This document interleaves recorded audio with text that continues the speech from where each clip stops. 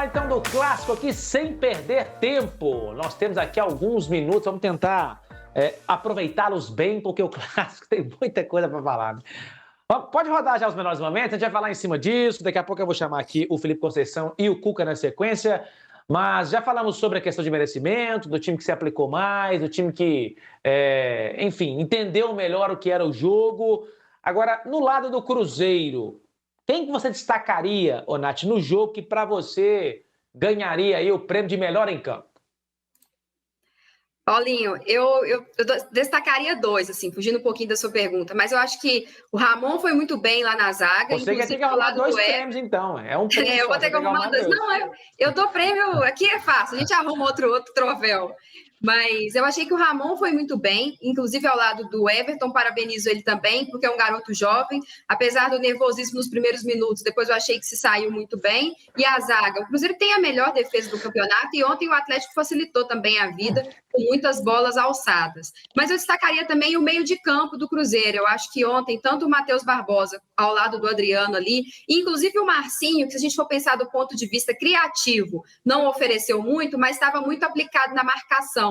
Então, eu acho que o meio de campo do Cruzeiro ontem também foi muito bem, e a gente até brincava aqui no intervalo, né? Eu acho que quando você entende que o seu adversário é melhor que você tem que fazer de tudo para não deixar com que ele coloque em campo as suas qualidades. E foi isso que o meio de campo do Cruzeiro fez. Terminava com as jogadas, marcava muito forte, e isso impediu que a bola chegasse lá na frente, onde estavam os maiores talentos do Atlético. Eu acho que isso colaborou muito para que o Cruzeiro saísse vitorioso. E uma última coisinha que eu acho importante, também já pensando na continuidade desse processo, eu acho que agora o cruzeirense consegue ver com mais clareza que, de fato, existe uma evolução nesse time, e isso dá tranquilidade para o trabalho do Felipe Conceição.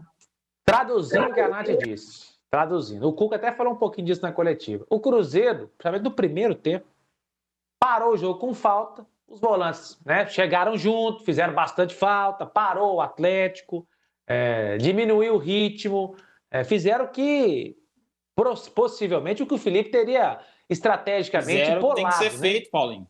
Pois é, não, mas o treinador deve ter feito permite isso. É o juiz que tem que coibir rodízio de falta, violência. Não, na verdade, nem o juiz, né? Porque assim, não teve nenhuma falta que foi assim pra... Nossa, entendeu? Assim, não mas se o juiz achar que estão fazendo rodízio num determinado jogador, se um jogador já fez lá 4, 5, 6 faltas para poder parar, então cabe ao juiz aplicar a regra. Mas eu achei que ele foi bem quanto a isso. Achei que não... Foi, então, isso que eu tô falando. O Cruzeiro fez um jogo dentro da regra. Isso faz parte da estratégia. Reclamou, mas depois falou, não, mas isso faz parte do jogo e tal, não sei o quê. Ele que não soube sair disso. Ele que não soube sair disso.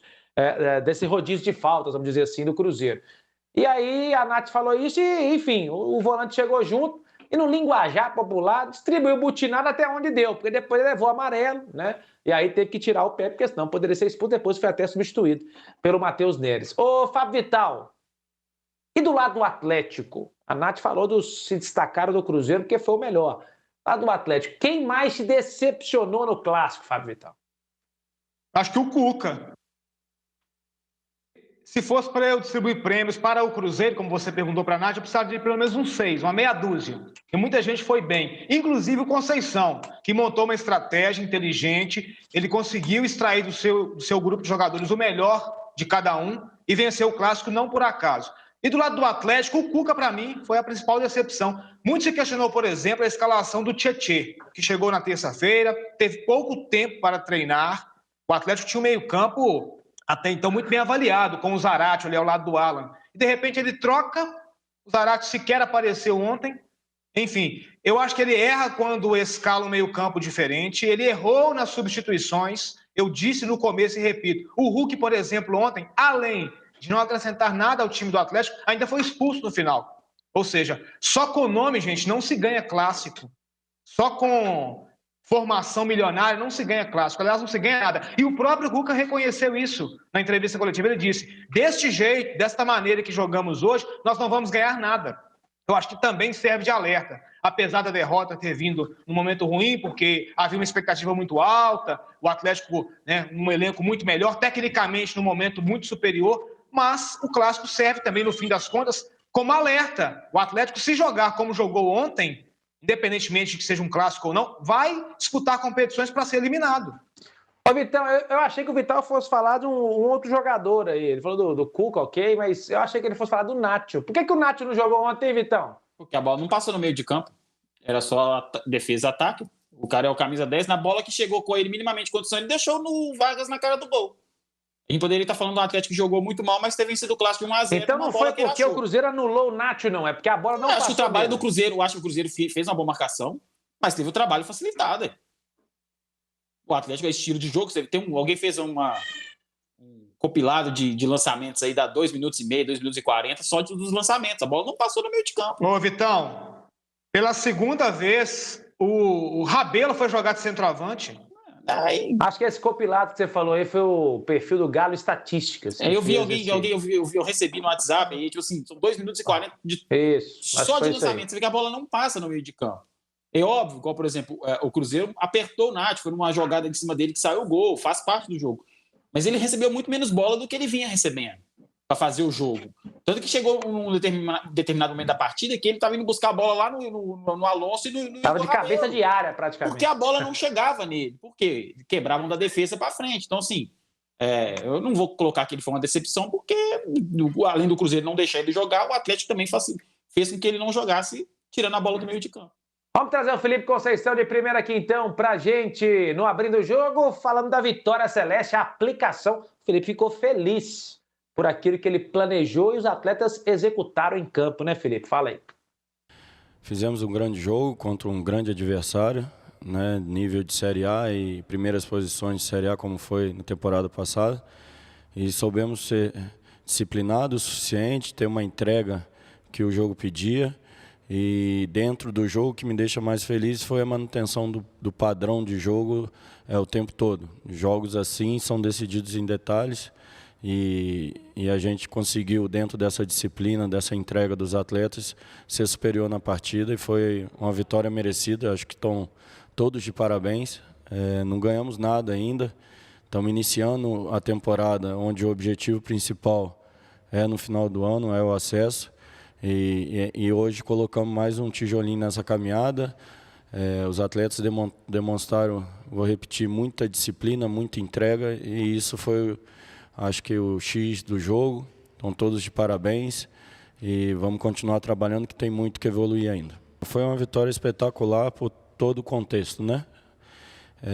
E não só a garra, a determinação, a organização em campo durante toda a partida também nos deu a vitória e isso me deixa muito feliz.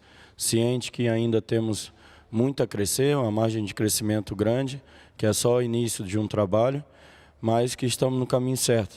Foi demonstrado hoje, foi demonstrado nas outras partidas. A cada semana, a cada jogo, tem demonstrado isso, que a gente está crescendo, está se entregando para isso, está trabalhando muito para isso. Eu acho que o mérito é de todos no clube, não só dos atletas, comissão técnica, mas todo mundo que trabalha em prol de um Cruzeiro mais forte.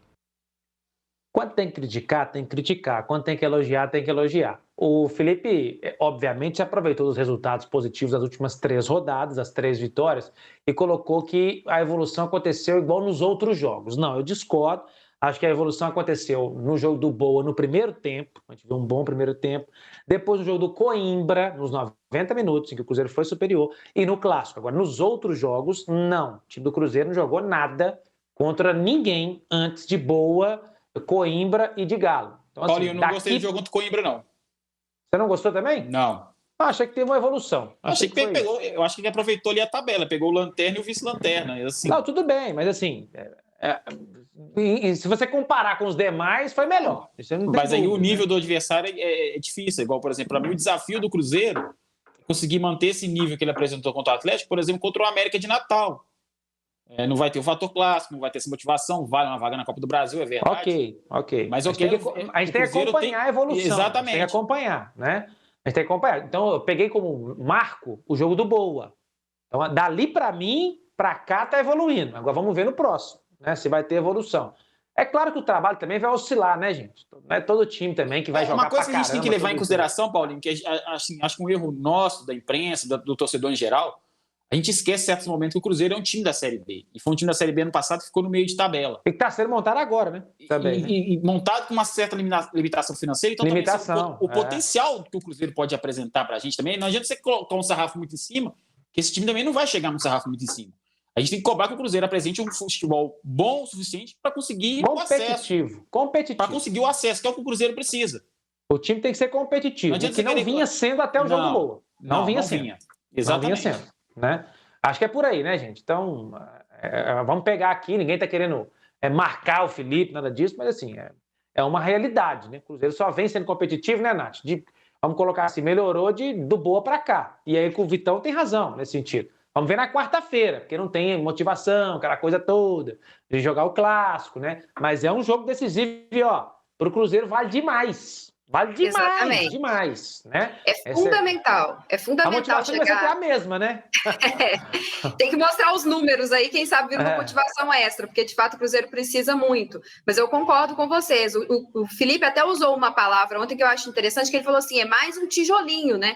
Não tem nada ganho depois desse jogo. O que a gente quer é que o Cruzeiro seja tão competitivo nas próximas partidas como foi ontem, porque eu acho que essa foi a grande qualidade desse time, visto que soube entender as suas limitações frente a um adversário que era muito mais qualificado. Mas não adianta a gente ficar achando que o Cruzeiro, vamos supor, se tiver um novo clássico, o Cruzeiro pode não conseguir bater de frente como bateu ontem com o Atlético, porque é muito mais limitado. O que tem que manter é a confiança e esse potencial competitivo que ontem a equipe se postou muito bem. Vamos chamar o Cuca agora. A gente não vai muito longe também não, hein? Você falou no novo clássico. Contra o América, por exemplo, o América jogou como tem que jogar o clássico e o Cruzeiro não viu a cor da bola. O Cruzeiro não viu. O Cruzeiro praticamente foi engolido pelo América, né? Vamos agora trazer aqui o Cuca. Cuca resolveu adotar aquela estratégia que o Lisca também usou no jogo de ontem contra o Tombense. Ele bateu no peito e falou: a culpa é minha, eu tenho que trabalhar mais. Assumiu a culpa o técnico Cuca. Vamos ver. Quando nós tínhamos o controle do jogo e jogávamos melhor, criamos as oportunidades e a chance clara que a gente teve na frente do gol, né? Que, lógico que é um clássico, por pior que seja o momento de qualquer um dos dois. Quando você tem as oportunidades, você tem que fazer o gol. Nós não fizemos, infelizmente. O Fábio fez uma grande defesa e a gente estava muito bem na partida. Naquele momento, acabamos numa bola nossa, num erro no meio-campo, sendo surpreendido, né? Sabendo de uma jogada forte de velocidade que o Cruzeiro tem pelo lado esquerdo e o menino fez um belo gol. Já era 20 e poucos, né? Aí fecharam-se bem, puseram o terceiro zagueiro, fizeram a linha de 5.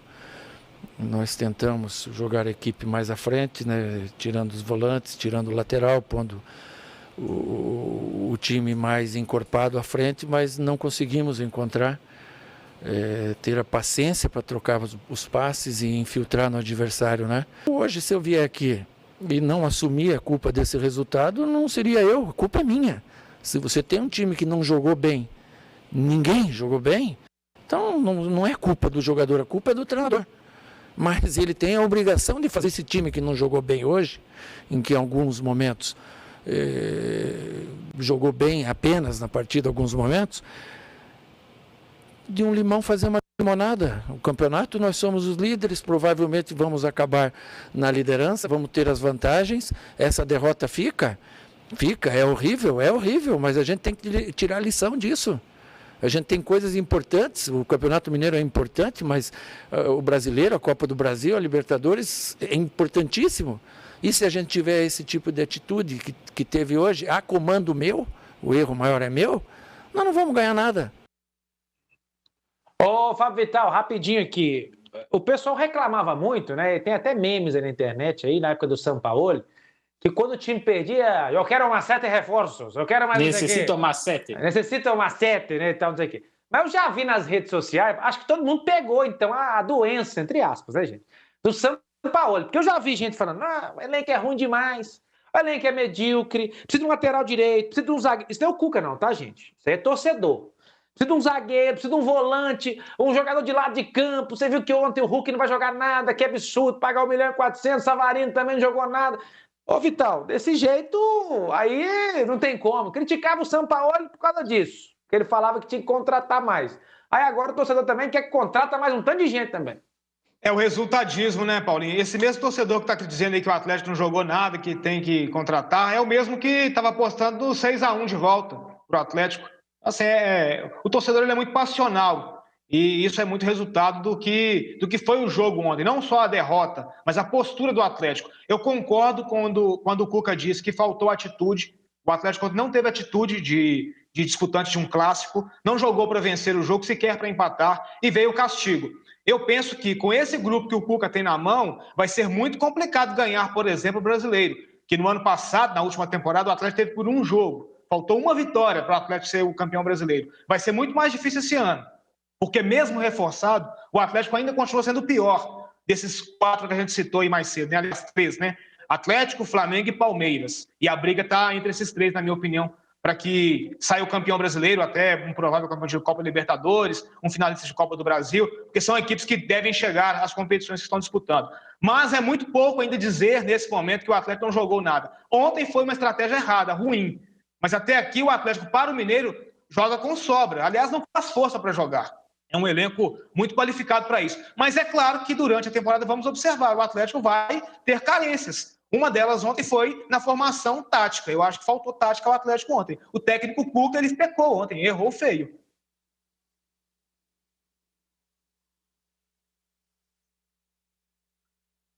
Vacilei, foi mal. Estamos no finalzinho aqui do bloco, é a ânsia de terminar o bloco rápido. Rapidamente aqui, que já estouramos demais. Nos lances dos pênaltis, eu achei os 2 pênaltis. Vitão, você achou pênalti nos 2? Achei pênalti nos 2. Olhando para campo, para mim, o lance do Ramon foi mais claro. O lance que seria o pênalti para o Atlético é um lance que depende mais do VAR ali, que é mais fácil de ver. Mas, assim, achei que os 2 foram pênaltis. Natália? Estou com vocês também. Achei que os 2 lances foram pênaltis e concordo com o Vitão que o pênalti a favor do Cruzeiro, né? Que como tem o puxão da camisa, seria mais fácil do árbitro ver do que o outro, que é um lance muito rápido. Aí fica sempre aquela dúvida se bateu no ombro, se bateu no braço. Mas eu daria os 2 pênaltis. Falar em puxão, ontem achei meio marotinho aquele puxão lá do Rodrigo Caio. Não achei penal aquele lá do Flamengo, não, sinceramente. Ô, Vital, e você? Estivemos ontem juntos na transmissão pela Rádio Inconfidência. Eu disse, 2 pênaltis. O do Cruzeiro muito mais evidente, muito mais fácil. E o do Atlético ainda com algumas dúvidas, mas também pênalti. Foram 2 pênaltis que poderiam mudar, inclusive, o resultado do Clássico, né? A gente vai para o intervalo, então, agora. O Clássico vai repercutir um pouquinho amanhã ainda, aqui no programa também. Mas a gente vai voltar daqui a pouquinho.